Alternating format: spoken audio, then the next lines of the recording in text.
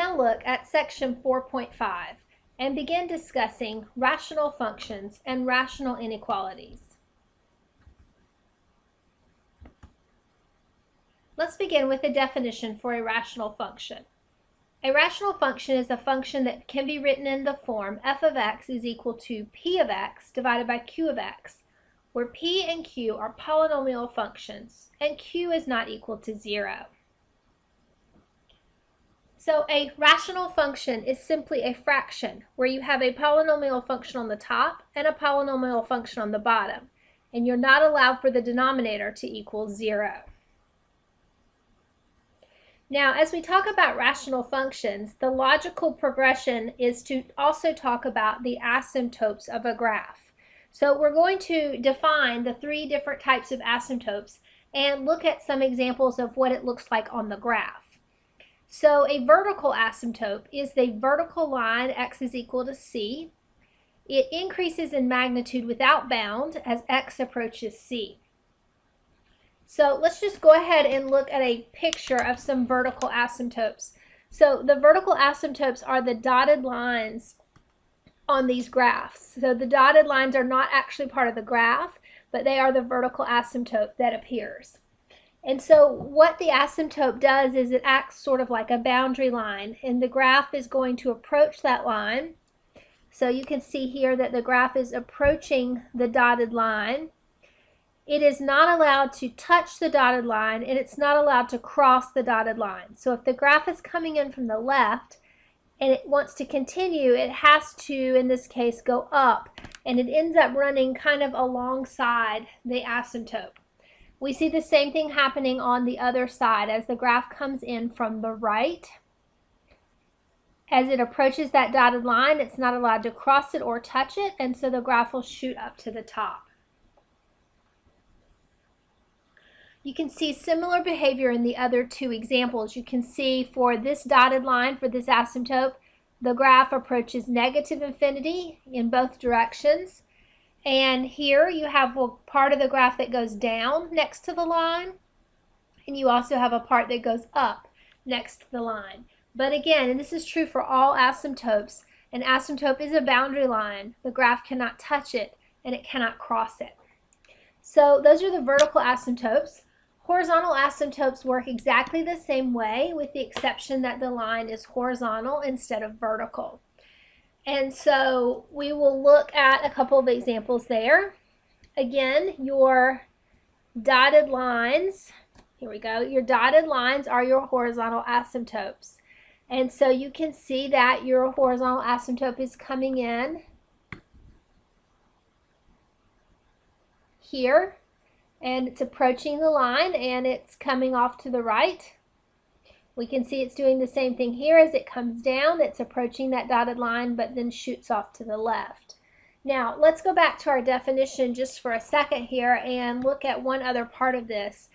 It says that the graph of a rational function may intersect a horizontal asymptote near the origin, but eventually approach the asymptote from one side only as x increases in magnitude. So this means that on the horizontal asymptotes, it is possible for the graph close to the origin to actually cross or touch that asymptote. And we can see that here. We can see that the graph is actually coming in and crossing right here, which is a point near the origin, and also here.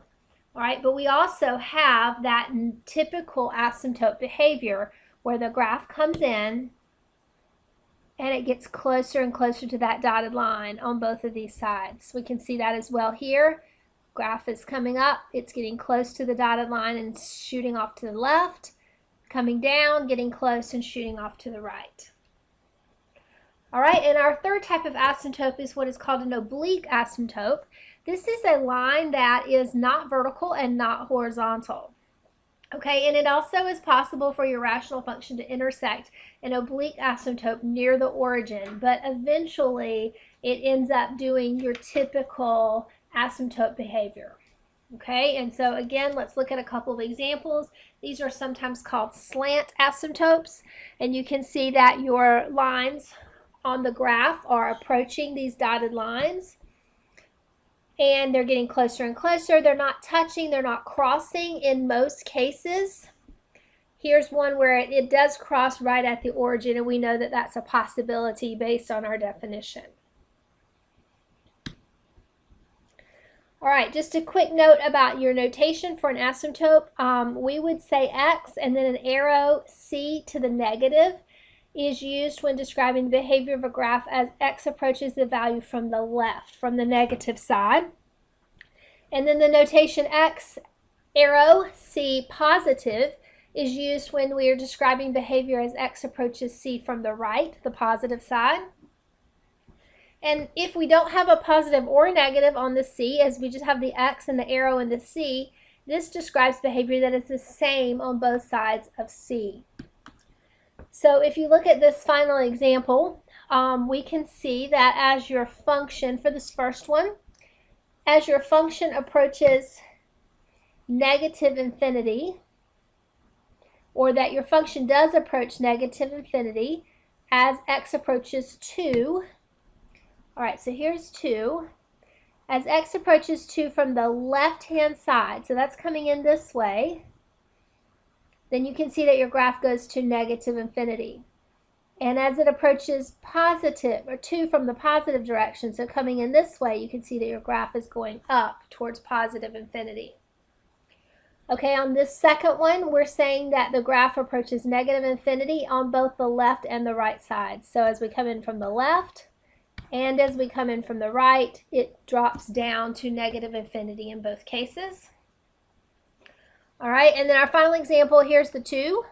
And we're saying as X approaches, as your function approaches 2, then your X value goes to negative infinity.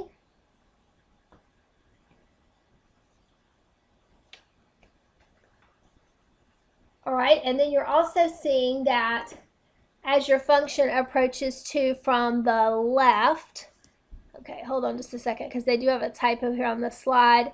All right, so we are saying that as the function comes in from the right-hand side, that the function is approaching. Okay, so actually, let's do this. Let's say, since this is a horizontal asymptote, so we're saying that as your graph goes to 2 from the positive direction, which would be from the top in this case, that your graph approaches negative infinity. It comes down and goes off to negative infinity. As your function approaches 2 from the bottom side, from the negative side, your graph's going to go to positive infinity. Okay, so what we've done here is we have defined the 3 types of asymptotes. We've looked kind of at some examples of what the graphs look like. We've talked a little bit about asymptote notation. In our next segment, we will begin looking at some examples of how to actually find these vertical, horizontal, and oblique asymptotes.